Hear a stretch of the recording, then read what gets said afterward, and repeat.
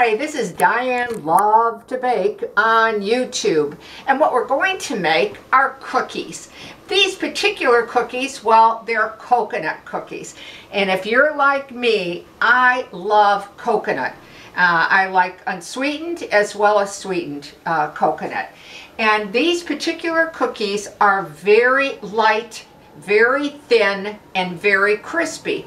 Now, if this turns out that you don't like this recipe, please check out my channel because I have 19 other videos on various types of coconut cookies. And I'm sure maybe you'll find one that you like, okay? So anyway, let's get started. A pretty easy recipe, no eggs involved, so for those people that don't want that in their diet or for whatever reason, here's a recipe, no eggs at all. We're going to start off with a cup of butter. Now, if you don't have butter, maybe you don't like butter, you can use and replace it with margarine. I have done butter and margarine. I prefer kind of the butter over it, but the margarine one also is just, it's great tasting. It really is. So that'll be up to you, but 1 cup of either butter or margarine. Now I no longer put the recipe below the video, and I'll explain later. So hopefully I'll go through slowly enough and clearly enough that if you want to jot it down, you can. All right, and I will try to remember to even repeat in case you missed something I said. So we know that we have 1 cup of butter. I cut it up into small pieces because I find it creams faster, it breaks up faster. Now I'm also going to worry about my mixer. It can come out pretty loud on your end, so I'm going to give you a heads up when I turn it on, okay? So I'm going to turn it on so you can adjust your sound or whatever that you prefer to do.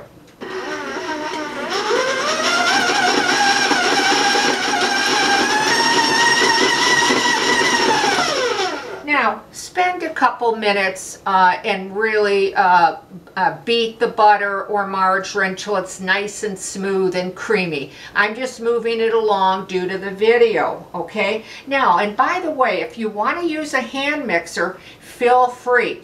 This recipe isn't that large that then it becomes kind of hard to do the hand mixer, you know, getting through the density of the dough. So you can use your hand mixer or your stand-up like I am. Now, the next thing you're going to be putting in is 1 cup of granulated sugar, and I'm just going to put it all in, that 1 cup, and then I'm going to turn on my mixer and blend and cream butter and sugar together.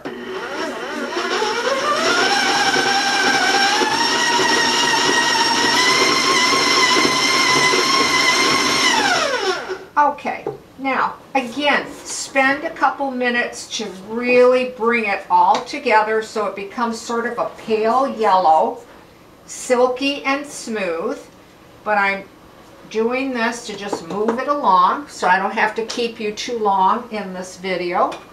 The next thing you're going to put in is 1 teaspoon of vanilla.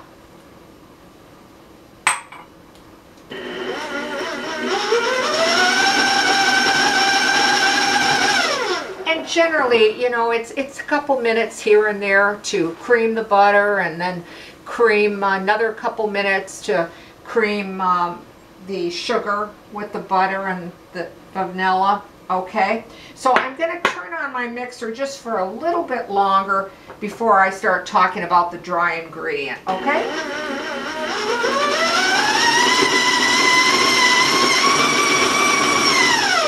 Okay, now the next thing that you're going to be putting in is flour. You need 2 cups of flour, and I'm going to mix it on low speed so it doesn't go all over me in the kitchen.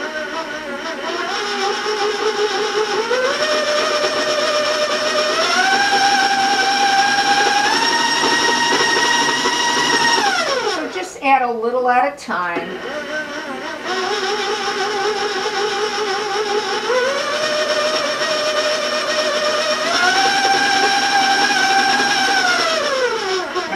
rest of the flour in. And now just to stay with it till it starts to combine and it forms like a cookie ball and it starts to clean inside your bowl and becomes a, like I said, dough.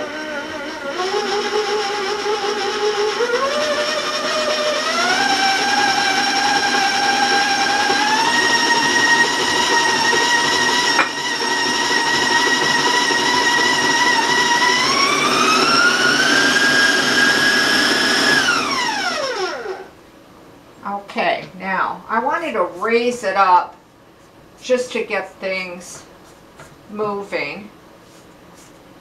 Now, if your butter is, if it hasn't been at room temperature for a while, it will take you longer to mix this.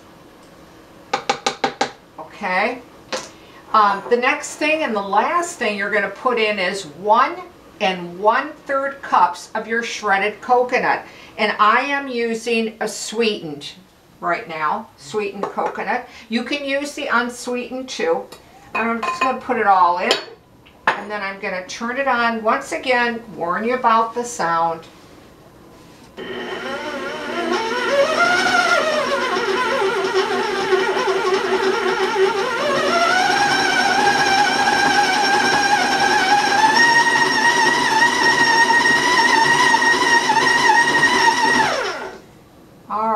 Now I just kind of want to make sure that it's not stuck to the sides of the bowl and to the bottom.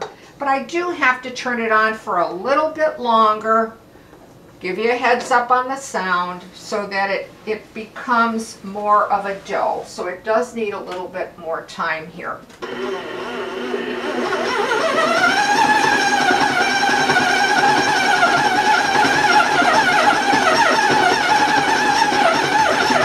Okay, and now I'm pretty sure you could hear how the mixer was kind of, you know, having a rough time mixing because it's forming that ball and it's cleaning that sides of the ball so that you do have what you want. Okay, now just take my paddle out quickly and I want to show you. You can see how it did clean the whole ball, so you don't really waste any product, which is really good. And again, here is your cookie dough ball, okay, like that. Now, the next thing that you're going to do is you're going to need a baking tray or whatever that you choose to bake your cookies in. I like to use parchment paper. If you want to use your silicone mats, you can surely do that. If you're not using that, you don't need really any spray or any oil or any grease of any kind because there is so much butter in the recipe that I'm going to guarantee you they don't stick. They really don't. The next thing is I like to use this particular little scoop, and I would say it's about a tablespoon. Now, if I use this size, I generally get about 4 dozen of cookies with it, okay? If you don't have a scoop, don't want to use a scoop, you know, like I said, use a tablespoon, roll it into a ball with your hands, and then place it down onto your tray. Now, they will spread a bit, so I would keep them, you know, at least maybe an inch apart, maybe a little bit more than an inch, okay, on your cookie tray. And I'm just, you know, going to do a couple just to show you. Now, what you'll want to do so they come out very thin and very crispy, I would suggest to just get a little bowl with some all-purpose flour in it, okay? And I'm using just a bottom of a glass. I usually put it into the flour just a little bit. I take the excess off because I don't want a lot of flour on these cookies because I don't want them to be dense. I want them to be light. And then just press it down hard and lift it up, and you'll have a thin cookie, okay? And I find that dusting the glass for each cookie very beneficial. You might not have to do it each time, but it's best to do that. Now, if you don't want to make them really, really thin, and you want to make them more like a medallion size, okay, and I'll show you one of these. It's up to you now, and then I'll show you the finished product. You take a smaller circumference of a glass or whatever that you might have, dip it again into that flour, take the excess off, and then just press down as so. This is sticking a little bit because I just didn't get enough flour on the glass. So let's do it again, shall we? Okay. All right, same size cookie ball down, dipping the glass into the flour, and then give it a good push, and you come out with a cookie about this size.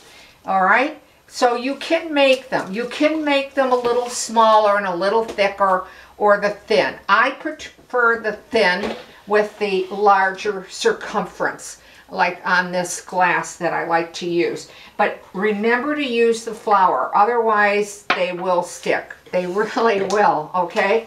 Now, you're going to bake these at a very low temperature. You're going to bake them at 300.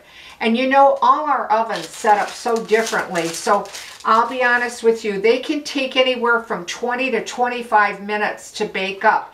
And all our ovens are so different. So I start checking mine, honestly, around, well, within about 16 minutes, 17 minutes. I just take a quick peek in the oven. If you're making more than one tray, remember to rotate them. I think it's important. When they come out, give them a few seconds to sit on the hot cookie sheet or tray, and then transfer them to your cooling rack. So I'm going to just rinse my hands quickly, and then I want to show you what they look like when they're baked up. Now this is how they turn out when you make them the larger. You can see how very thin. They will have a light color on the top, but they will have a bit of a light golden brown on the bottom, okay? And the edges might be a little irregular, but it's sort of pretty because there'll be little pieces of coconut that kind of stick out from that, and they're quite pretty. Now, if you do over bake them, I want to show you, yet they still taste delicious.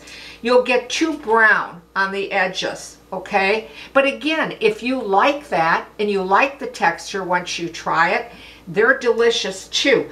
But generally, try to keep it where just the edges maybe are slightly gold. Now, I want to show you the other size, or the medallion type cookie. Here's one, a good example of the size difference. This is smaller and thicker, and this is larger and thinner. And with the thicker ones, they have a hard top and a bottom, just like the large ones. But when you break open to them, they'll have a little bit of a chew in the center, okay? But they're still very crispy and very, very good tasting. But if I'm going to break open one of these, which is my favorite, rather than making the medallion size and the thinner ones, and you probably won't be able to hear it, but it has that wonderful snap sound to it. So they're crisp, they're light, and they are delicious. You can dip them, a lot of times I dip them in milk chocolate and let them set up, or dip half of the cookie. Oh, these cookies are delicious on their own, but as I said, they just have that wonderful snap. So when you bite down on it, you get this crisp cookie, top and bottom, and then you taste that delicious coconut. So if you're a coconut fan, as I am, I think you're really going to like these cookies. And I guess I probably suggest make them thin. I think you'll like them even more. So also, I want to just mention again, I'm sorry I don't put the recipe below the video, and I'm not going to bore you with it. I'm not alone on this at all.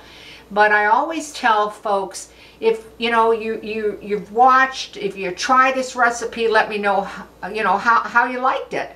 And I kept finding my work being posted and pinned, and people claiming it their video, and I couldn't answer people that were kind enough to write to me, whether they were commenting, whether they tried the recipe, or if they had a question.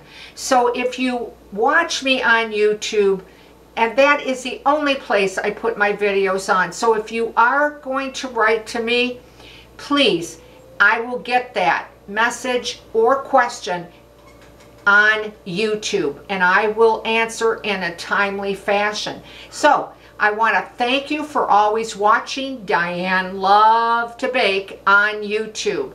If you're so inclined and you'd like to subscribe, I can't thank you enough, or ring the bell. So stay well, stay safe, and I'll see you soon.